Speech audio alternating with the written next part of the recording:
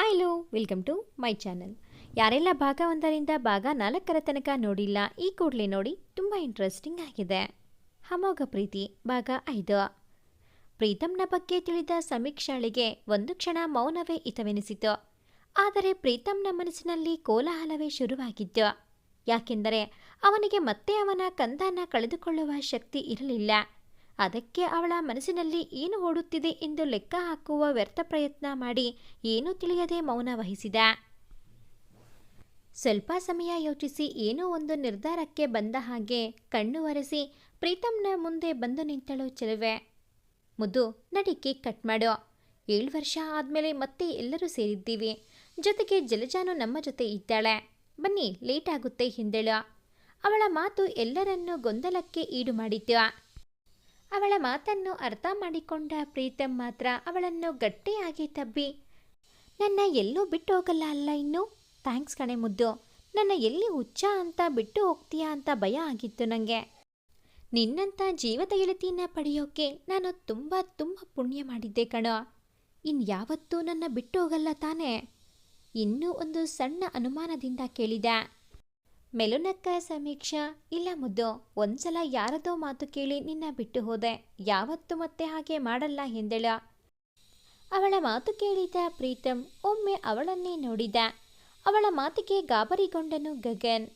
ತಕ್ಷಣ ಸವರಿಸಿಕೊಂಡು, ನಡೀರಿ, ಮೊದಲು ಕೇಕ್ ಕತ್ತರಿಸೋಣ, ಆಮೇಲೆ ಮುಂದಿನದು ನೋಡೋಣ. ನನಗೆ ತುಂಬ ಹಸಿವಾಗ್ತಾ ಇದೆ ಎಂದನು ಗಗನ್. ಅವನ ಮಾತಿಗೆ ನಕ್ಕರು ಎಲ್ಲರೂ. ಆ ನಗುವಲ್ಲಿ ಅವನ ಮುಖದಲ್ಲಾದ ಬದಲಾವಣೆ ಯಾರಿಗೂ ಕಾಣಲಿಲ್ಲ. ಅವನ ನಡವಳಿಕೆ ಜಲಜ ಒಬ್ಬಳನ್ನು ಹೊರತುಪಡಿಸಿ ಯಾರಿಗೂ ತಿಳಿಯಲಿಲ್ಲ. ತೀಕ್ಷ್ಣಮತಿಯವಳಾದ ಜಲಜಾಳಿಗೆ ಇನ್ನೂ ಗೊಂದಲಗಳಿದ್ದವು.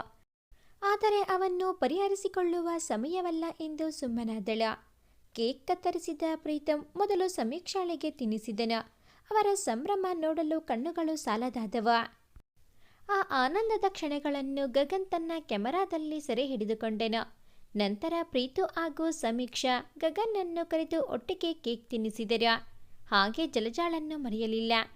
ಪ್ರೀತಮ್ ಮತ್ತು ಸಮೀಕ್ಷಾಳ ಸಂಭ್ರಮ ನೋಡಿ ಗಗನ್ ಮನದಲ್ಲೇ, ಇವರು ಎಷ್ಟು ಕಷ್ಟಪಟ್ಟರು ಒಬ್ಬರನ್ನ ಒಬ್ಬರು ಬಿಟ್ಟು ಇಷ್ಟು ದಿನ.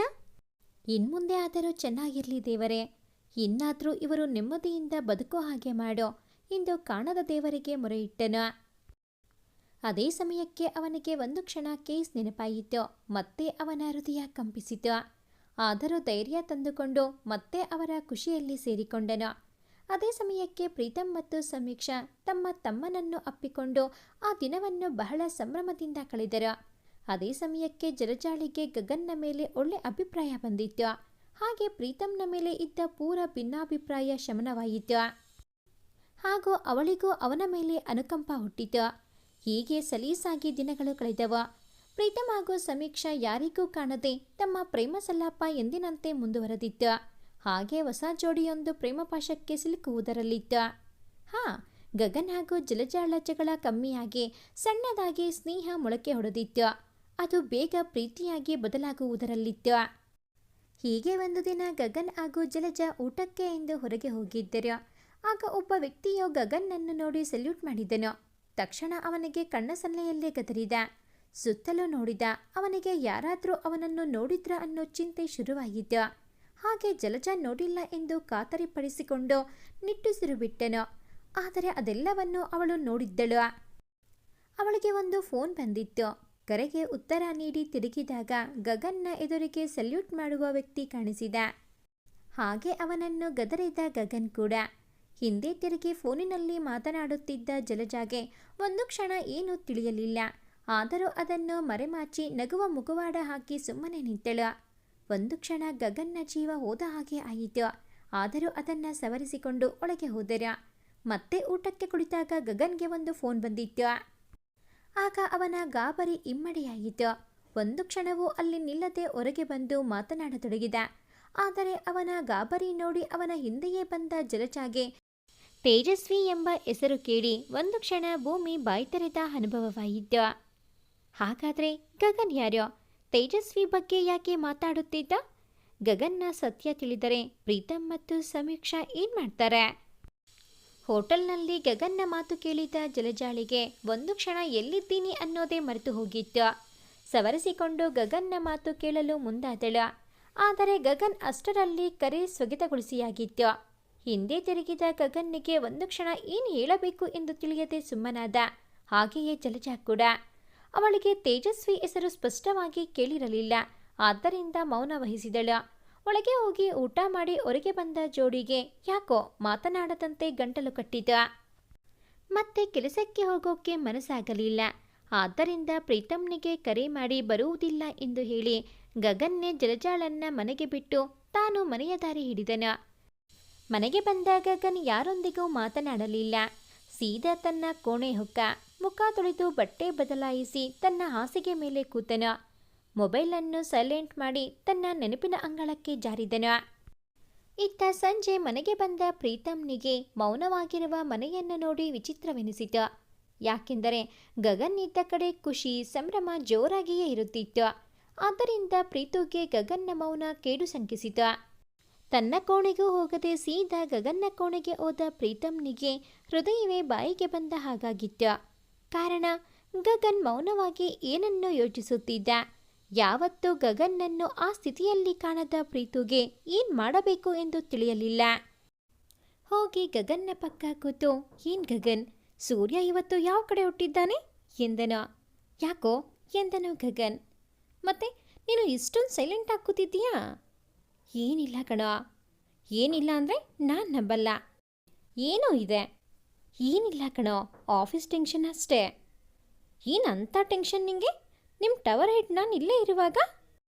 ತುಂಬ ಗಾಢ ಚಿಂತೆಯಲ್ಲಿ ಇದ್ದ ಗಗನ್, ಅದು ನಿಮ್ಮ ಆಫೀಸ್ ವಿಷಯ ಅಲ್ಲ, ಅದು ತೇಜಸ್ವಿ ಬಗ್ಗೆ. ಅವಳ ಕಂಡೀಷನ್ ತುಂಬ ಸೀರಿಯಸ್ ಆಗಿದೆ, ಏನು ಮಾಡಬೇಕು ಗೊತ್ತಿಲ್ಲ ಎಂದು ಬಿಟ್ಟ. ಒಂದು ಕ್ಷಣ ತೇಜಸ್ವಿಳ ಹೆಸರು ಕೇಳಿದ್ದೇ ತಡ ಪ್ರೀತು ಗಾಬರಿಯಾದ. ಏನು ಹೇಳಿದೆ ಗಗನ್? ತೇಜಸ್ವಿಳ? ಅವಳೆಲ್ಲಿದ್ದಾಳೆ? ಅವತ್ತು ಆ ಗಲಾಟೆ ಆದಮೇಲೆ ನನಗೆ ಇಲ್ಲಿ ತನಕ ಅವಳು ಸಿಕ್ಕಿಲ್ಲ. ಅವಳು ಏನಾದ್ಲೋ, ಈಗ ಏನು ಮಾಡ್ತಿದ್ದಾಳೆ ಏನೂ ಗೊತ್ತಿಲ್ಲ. ನನಗೆ ಗೊತ್ತಿಲ್ಲ ಅಂದರೆ ನಿನಗೆ ಗೊತ್ತಿರೋದಕ್ಕೆ ಸಾಧ್ಯ? ಗಗನ್ ಹಲ್ಲು ಕಚ್ಚಿ, ಹಾಂ, ನಾನು ತೇಜಸ್ವಿ ಅಂದಿಲ್ಲ, ಸ್ಟಾಕ್ಸ್ ಫೈಲ್ಸ್ ಅಂತ ಹೇಳಿದ್ದು. ನಿಮಗೆ ತೇಜಸ್ವಿ ಅಂತ ಯಾಕೆ ಕೇಳಿಸ್ತು ಅಂತ ನಂಗೆ ಗೊತ್ತಿಲ್ಲ ಎಂದು ಮಾತು ತಿಳಿಸುವ ಪ್ರಯತ್ನ ಮಾಡಿದ. ಆದರೆ ಅದು ಸಾಧ್ಯವಾಗಲಿಲ್ಲ. ಯಾಕಂದರೆ ಸತ್ಯ ತಿಳಿಯುವ ಸಮಯ ಬಂದಾಗಿತ್ತು. ಅವನು ತೇಜಸ್ವಿ ಎನ್ನುವ ಹೊತ್ತಿಗೆ ಅಲ್ಲಿಗೆ ಸಮೀಕ್ಷಾ ಮತ್ತು ಜಲಜಾ ಬಂದಿದ್ದರು. ಅಲ್ಲಿಗೆ ಗಗನ್ನ ಯಾವ ಸುಳ್ಳು ನಡೆಯುವ ನಿರೀಕ್ಷೆ ಇರಲಿಲ್ಲ. ಏನು ಪುಟ್ಟ ಅದು ತೇಜಸ್ವಿ ಬಗ್ಗೆ? ಅವತ್ತು ನೀನು ಫೋನಲ್ಲಿ ಮಾತನಾಡುವಾಗ ಸಹಿತ ತೇಜಸ್ವಿ ಬಗ್ಗೆ ಮಾತು ಆಡುತ್ತಿದ್ದೆ. ಅವತ್ತು ನನಗೆ ಅಷ್ಟು ಲಕ್ಷ್ಯ ಕೊಡೋಕೆ ಆಗಲಿಲ್ಲ ಎಂದಳು ಸಮೀಕ್ಷಾ. ಆದರೆ ಇವತ್ತು ಜಲಜಾ ಬಂದು ಹೇಳಿದಾಗ ನನಗೆ ಗೊತ್ತಾಗಿತ್ತು. ಹೇಳು, ಏನು ವಿಷಯ? ನೀನು ನಮ್ಮೆಲ್ಲರಿಂದ ಏನೋ ಮುಚ್ಚಿಡುವ ಪ್ರಯತ್ನ ಮಾಡ್ತಿದೀಯಾ. ಅದು ಏನು ಅಂತ ನಿಜ ಹೇಳೋ, ಸಾಕು ಎಲ್ಲ ನಿಭಾಯಿಸಿದ್ದು ಎಂದಾಗ ಗಗನ್ ಸೋತಂತೆ ಮುಖ ಮಾಡಿದ. ಆಯ್ತು, ಹೇಳ್ತೀನಿ. ಆದರೆ ಎಲ್ಲ ಹೇಳಿ ಮುಗಿದ ಮೇಲೆ ನನ್ನ ಮೇಲೆ ಕೋಪ ಮಾಡಿಕೊಳ್ಳಲ್ಲ ಅಂದರೆ ಮಾತ್ರ ಹೇಳ್ತೀನಿ. ಮೊದಲು ಹೇಳು, ಆಮೇಲೆ ಕೋಪ ಮಾಡ್ಕೋಬೇಕಾ ಅಥವಾ ಬೇಡವಾ ಅಂತ ವಿಚಾರ ಮಾಡ್ತೀವಿ. ಸರಿ, ಹಾಗಾದರೆ ಇವತ್ತು ಎಲ್ಲನೂ ಹೇಳ್ತೀನಿ. ಕೇಳಿ, ನನಗೂ ನೆಮ್ಮದಿಯಾಗುತ್ತೆ. ಕಂದ, ಅವತ್ತು ತೇಜಸ್ವಿಗೆ ಯಾರು ಹೊಡೆದದ್ದು ಅಂತ ಯಾರಿಗಾದರೂ ಗೊತ್ತಾ? ಎಲ್ಲರೂ ವಿಚಿತ್ರವಾಗಿ ಗಗನ್ನ ಮುಖ ನೋಡುತ್ತಿದ್ದರು. ಅದು ನಾನೇ. ಈಗ ಗಾಬರಿಯಾಗುವ ಸರದಿ ಪ್ರೀತಮ್, ಸಮೀಕ್ಷಾ ಮತ್ತು ಜಲಜಾಳದ್ದು. ಒಂದು ಕ್ಷಣ ಮೌನವಾದರು ಎಲ್ಲರೂ. ಮತ್ತೆ ಗಗನ್ ಮಾತು ಮುಂದುವರಿಸಿದ. ಅವತ್ತು ಅವಳಿಗೆ ಹೊಡೆದಾಗ ಅದು ಅಲ್ಲಿಗೆ ಮುಗೀತು ಅಂತ ತಿಳಿದಿದ್ದೆ. ಆದರೆ ಸಮಸ್ಯೆ ಶುರುವಾಗಿದ್ದು ಅಲ್ಲಿಂದ ಮುಂದೆ. ಸಮೀಕ್ಷಾಳಿಗೆ ಫೇಕ್ ಕಾಲ್ಸ್ ಬರೋಕ್ಕೆ ಶುರುವಾಯಿತು ಅಲ್ವಾ ಕಂದ? ಹೌದು, ಆದರೆ ಅದು ನಿನಗೇಗೆ ಗೊತ್ತಾಯಿತು ಎಂದು ಪ್ರಶ್ನಾರ್ಥಕವಾಗಿ ಗಗನ್ನ ಮುಖ ನೋಡಿದಳ. ಹೇಳ್ತೀನಿಮ್ಮ, ಸ್ವಲ್ಪ ಹೊತ್ತು ಕಾದು ನಾನು ಹೇಳೋದನ್ನ ಕೇಳು ಪ್ಲೀಸ್. ಸಮೀಕ್ಷಾ ಮೊದಮೊದಲು ಹೆದರಲಿಲ್ಲವಾದರೂ ಒಂದು ಸಲ ಅವಳನ್ನ ಹೆದರಿಸೋಕೆ ಅಣ್ಣನ ಅಂದರೆ ಪ್ರೀತುನ ಕತ್ತಲು ಕವಿದ ಕೋಣೆಯಲ್ಲಿ ಕೂಡಿ ಹಾಕಿದರು. ನೆನಪಿದೆಯಾ ನಿಂಗೆ? ಅವತ್ತು ನಾನು ಬಾರದೇ ಇದ್ದಿದ್ದರೆ ಇವತ್ತು ನಿನ್ನ ಕತೆ ಅಷ್ಟೇ. ಅವತ್ತು ಸಮೀಕ್ಷಾಗೆ ಹೆದರಿಸಬೇಕು ಅಂತ ಮಾಡಿದ ಪ್ಲ್ಯಾನ್. ಆದರೆ ಅವತ್ತು ಸಮೀಕ್ಷಾ ಕಾಲೇಜಿನಿಂದ ಮನೆಗೆ ಬೇಗ ಹೋದ್ಲು. ಅದು ಅವರು ನೋಡಲಿಲ್ಲ. ಹಾಗಾಗಿ ಅವತ್ತು ಏನಾಯಿತು ಅಂತ ಅವಳಿಗೆ ಗೊತ್ತಿಲ್ಲ. ಆದರೆ 2 ದಿನದಲ್ಲಿ ಮತ್ತೆ ಪ್ರೀತು ಮೇಲೆ ಅಟ್ಯಾಕ್ ಆಯಿತು. ಅವತ್ತು ಸಮೀಕ್ಷಾ ಮುಂದೆಯೇ ಅವನಿಗೆ ಆಕ್ಸಿಡೆಂಟ್ ಮಾಡಿಸಿ ಎದುರಿಸಬೇಕು ಅಂತ ಅವತ್ತು ಮಾಡಿದ್ದು. ಅದು ಆಗಿದ್ದು ಹಾಗೆ. ಅದಕ್ಕೆ ಸಮೀಕ್ಷಾ ಹೆದರಿ ಯಾರಿಗೂ ಹೇಳದೆ ಊರು ಬಿಟ್ಟಳು. ಹೌದಲ್ವ ಕಂದ? ಸಮೀಕ್ಷಾ ಮೌನವಾಗಿ ಹೌದು ಎಂದು ತಲೆಯಾಡಿಸಿ, ಇದೆಲ್ಲ ನಿಂಗೆ ಗೊತ್ತು ಕಂದ, ಪ್ಲೀಸ್ ಹೇಳು ಎಂದಳು. ಹೇಳ್ತೀನಿ ಇರು ಕಂದ. ಅದಾದ ಮೇಲೆ ಪ್ರೀತು ಮಾನಸಿಕ ಆರೋಗ್ಯ ಹದ ತಪ್ಪಿತು. ಅವನನ್ನು ಕಂಟ್ರೋಲ್ ಮಾಡೋದು ನನಗೆ ದೊಡ್ಡ ಕೆಲಸವಾಯಿತು. ಆದರೆ ನಿನ್ನ ಹುಡುಕಾಟ ಮಾತ್ರ ನಿಂತಿರಲಿಲ್ಲ. ಅವತ್ತು ನೀನು ಎಲ್ಲಿದ್ದೀಯಾ ಅಂತ ಗೊತ್ತಾಯಿತು. ನಿನ್ನ ನಾನು ನೋಡೋ ಹಾಗೆ ನೀನು ಕೂಡ ನನ್ನ ನೋಡಿದ್ದು ನನಗೆ ಗೊತ್ತಾಯಿತು. ಆದರೆ ನಿನ್ನ ಮಾತನಾಡಿಸೋ ಸ್ಥಿತಿಯಲ್ಲಿ ನಾನು ಇರಲಿಲ್ಲ. ಯಾಕೆ ಗೊತ್ತಾ? ನಾನು ಡ್ಯೂಟಿ ಮೇಲೆ ಇದ್ದೆ. ನಾನು anti drug mafia chief executive officer Gagan Deshmukh. ಈಗ ಶಾಕ್ ಆಗುವ ಸರದಿ ಮೂವರದ್ದು. ಒಂದು ಕ್ಷಣ ಈ ಸತ್ಯ ಅರಗಿಸಿಕೊಳ್ಳಲು ಸಮಯ ಬೇಕಾಯಿತು ಮೂವರಿಗೂ. ಮೌನವಾಗಿ ಕುಸಿದು ಕೂತರು ಮೂವರು. ಅದಕ್ಕೆ ಇವತ್ತು ಆ ಕಾನ್ಸ್ಟೇಬಲ್ ನಿಮಗೆ ಸಲ್ಯೂಟ್ ಮಾಡಿದ್ದ ಎಂದಳು ಜಲಜಾ. ಗಗನ್ ಹೌದು ಎಂದು ತಲೆಯಾಡಿಸಿದನು. ಮತ್ತೆ ನಮ್ಮ ಮುಂದೆ ಯಾಕೆ ಹೇಳಿಲ್ಲ ಎಂದಳು ಸಮೀಕ್ಷಾ. ಹೇಳೋ ಹಾಗೆ ಇರಲಿಲ್ಲ. ಯಾಕೆ? ಅದು ಸೀಕ್ರೆಟ್. ನಾನೊಂದು ಮಿಷನ್ನಲ್ಲಿ ಕೆಲಸ ಮಾಡುತ್ತಿದ್ದೆ. ಅದಕ್ಕೆ ನಾನು NCCನಲ್ಲಿ ಇದ್ದಿದ್ದು ನಿಮಗೆ ಗೊತ್ತೇ ಇದೆ. ಅಲ್ಲಿಂದ ನಮಗೆ ಸ್ಪೋರ್ಟ್ಸ್ ಕೋಟಾದಲ್ಲಿ ನನಗೆ ಪೊಲೀಸ್ ಇನ್ಸ್ಪೆಕ್ಟರ್ ಆಗಿ ಸೆಲೆಕ್ಟ್ ಆದೆ. ಅವತ್ತು ನೀನು ಪ್ರೀತು ಜಗಳ ಆಡಿದ ದಿನ ನನ್ನ ಪೋಸ್ಟಿಂಗ್ ಇತ್ತು ಅಂತ ಹೋಗಿದ್ದೆ. ಟ್ರಿಪ್ ಅಂತ ಸುಳ್ಳು ಹೇಳಿ ಹೋಗಿದ್ದೆ. ಆದರೆ ಮನೆಗೆ ಬರೋ ಹೊತ್ತಿಗೆ ಎಲ್ಲ ಮುಗಿದಿತ್ತು. 2 ವರ್ಷ ಆದಮೇಲೆ ನಿನ್ನ ಉಡುಪಿಯಲ್ಲಿ ನೋಡಿದ್ದೆ. ಆಗ ಒಬ್ಬನನ್ನು ಹಿಡಿದು ಹೊಡಿತಿದ್ದೆ. ಅದು ಡ್ರಗ್ ಡೀಲರ್. ಅದಕ್ಕೆ ಅವನನ್ನು ಬಿಡೋ ಹಾಗೆ ಇರಲಿಲ್ಲ ಎಂದಾಗ, ಡ್ರಗ್ ಡೀಲರಾ ಎಂದಳು ಸಮೀಕ್ಷಾ. ಹೌದು, ರಜಿತ್. ರಜಿತ್? ಒಂದು ಕ್ಷಣ ಎಲ್ಲವನ್ನೂ ಮರೆತು ಹಿಂದಿನ ಗತ ನೆನಪಾಯಿತು. ಅವತ್ತು ಅವನು ಸತ್ತಿದ್ದ. ರಜಿತ್ ಹೇಗೆ ಬದುಕಿದ? ಮುಂದೆ ಏನೆಲ್ಲ ಆಯಿತು? ಕಾಯ್ದು ನಿರೀಕ್ಷಿಸಿ. ಭಾಗ 6 ಮುಂದುವರಿಯುತ್ತದೆ. ಭಾಗ 6ರ ನೋಟಿಫಿಕೇಶನ್ಸ್ ನಿಮಗೆ ಬರಬೇಕು ಅಂತ ಅಂದರೆ ಈ ಕೂಡಲೇ ಈ ಚಾನಲ್ಗೆ ಸಬ್ಸ್ಕ್ರೈಬ್ ಆಗಿ. ಹಾಗೆಯೇ ಈ ಒಂದು ಕತೆ ನಿಮಗೆ ಇಷ್ಟ ಆಗಿದ್ದಲ್ಲಿ ಪ್ಲೀಸ್ ಲೈಕ್ ಮಾಡಿ, ಶೇರ್ ಮಾಡಿ, ಹಾಗೆಯೇ ಕಾಮೆಂಟ್ ಮಾಡೋದನ್ನು ಮರಿಬೇಡಿ. Thanks for watching this video.